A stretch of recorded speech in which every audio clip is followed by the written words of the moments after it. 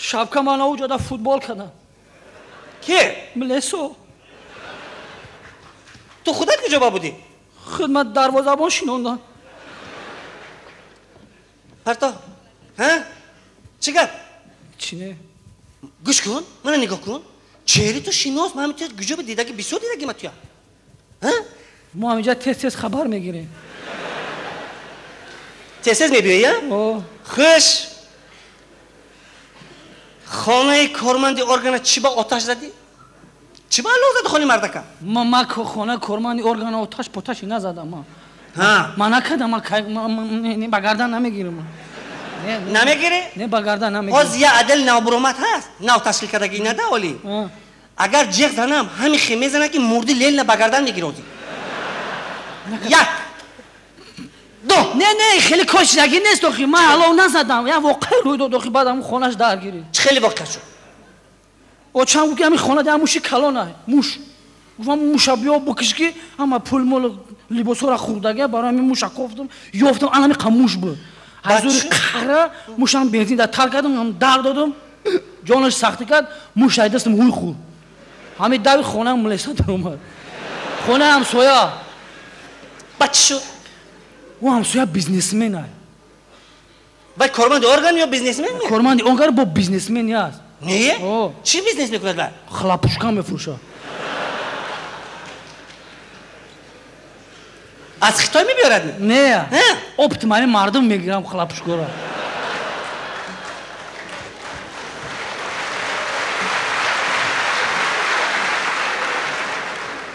بعد چی شد؟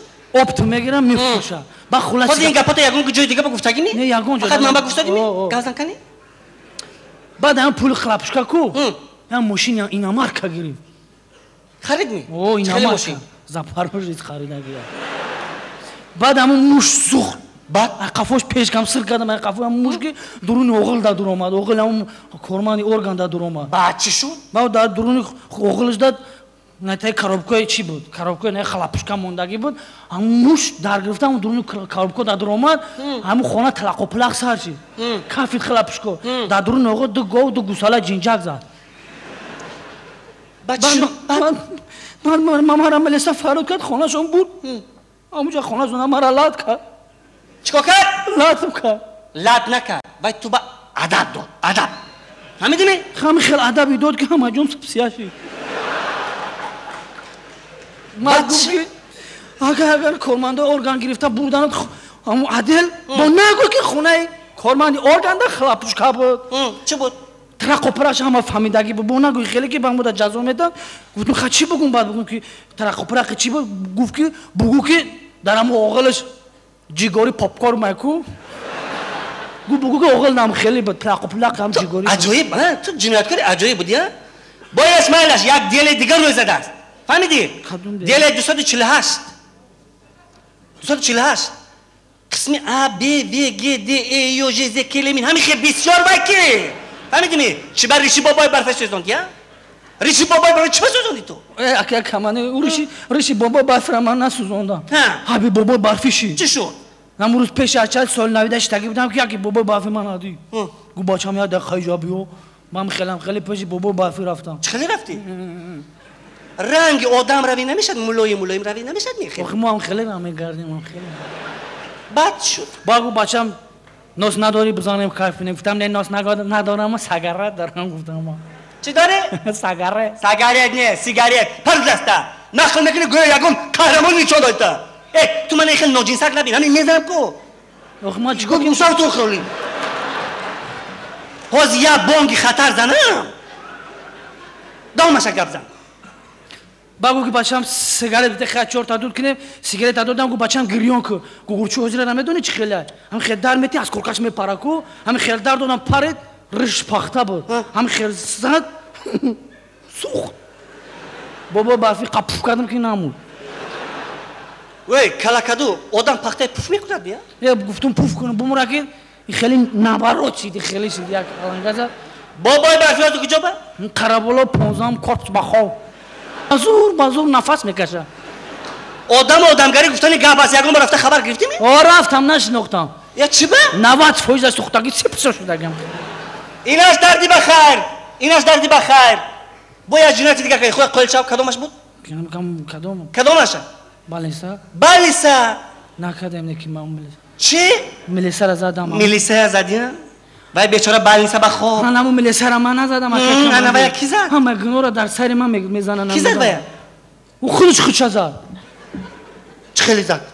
پیش سرش پچاق بود گزن من هم ملیسا در پیش همون پیش نمی سنتر با مرکز باگی او یکی مرا دید همین خیلی نگاه کرد همین طرف ما گفت که ایجابیو پیش رفتم گفت خلا پشکا کافوندی گفتم نه که کماندیر من نکافوندم گفت کافوندی کافزا تو خلا پشکا کافوندی گفتم مکم ملیسا داد نزکی او زود میگیره گفت کاریت نباشه من اینستیتوی سنت شوبای اپرا را تمام کردم آواز میرزه بعد چی شد دوامش؟ بعد قطعا جوراش به شبکش از سرش گرفت جوراش داد پیش یک دیوالی چمن بلاک با من هم خیلی نگاه کرد دو بار طرف من خیلی کرد از چشمش فهمیدم که از کلاچ در کلم میزنه با هم خیلی که زد من کلم هایی خیلی کردم سر میره زد در چمن بلاک زد بخنم تو قشدگی بودم سرش تو خوری خیلی نگاه کرد بچه شما حسنی سینی تو قهرمان نشون دادی می رفیق کمانده ما برای تبریکات شما یک سرود بخونم رفیق کمانده تو اکنون با این کارا دا خلاص شده نیمی نه سرود هم میخونی با یک 10 ساله که دیگه هم استراحت میکنی مایلش می یک جای زور هست اونجا بر کجا یک جا که زور هست من جاش نمیگم خودت میبینی اونجا خاله که من میخونم سرود شما برابر من خونه رفیق کمانده سرودی نقد می تنقید نمیکنی نه راستش می مایل نوبت دار لبای بزنم چون کنم این حافظ بوده این نه کم کم رقص میکنی فهمیدی می مایلش حافظ رقاص رفتیم معامله بین رفتار بین کردار بین نه بنادیت نه پدنیت اپا اوستا اپا رئیس در کلخوز میشود اینجا سرداره اوستا پیش دوره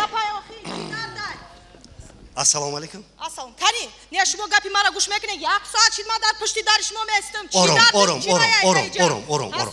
خواهر جان آرام نمیشم تو گرد اپا جان آرام نمیشم خاله جان آرام آرام یه مرغی بخورز مردگی باری پخ میکنی پیش من بعد هم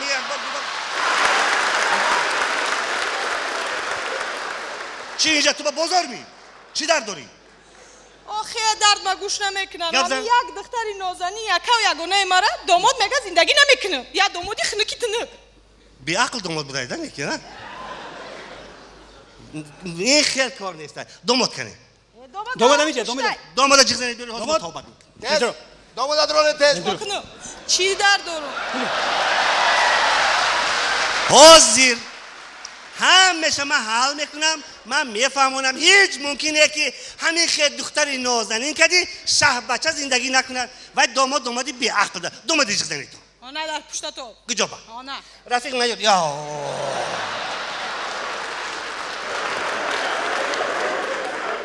یا من فشارم پس شد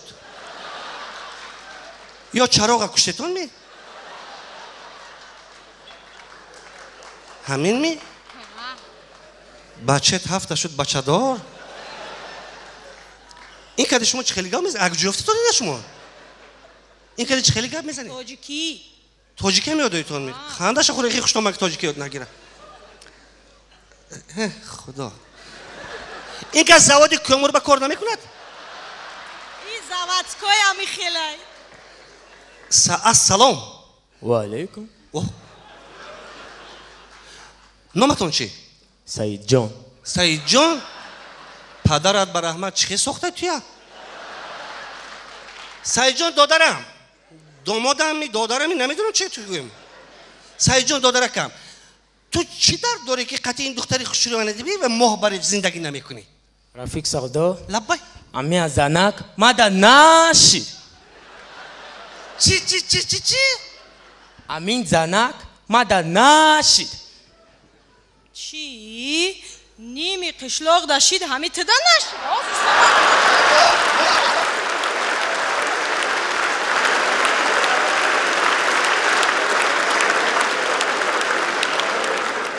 توی تماشا میکنم ملیسه بیان نمیگه جنگ شد زور اومد دو ملیسه صدمه شد دو ملیسه کلی خوشتومن جنگ کرد دو ملیسا یک خندات زن ملیسا جشن مبارک ملیسا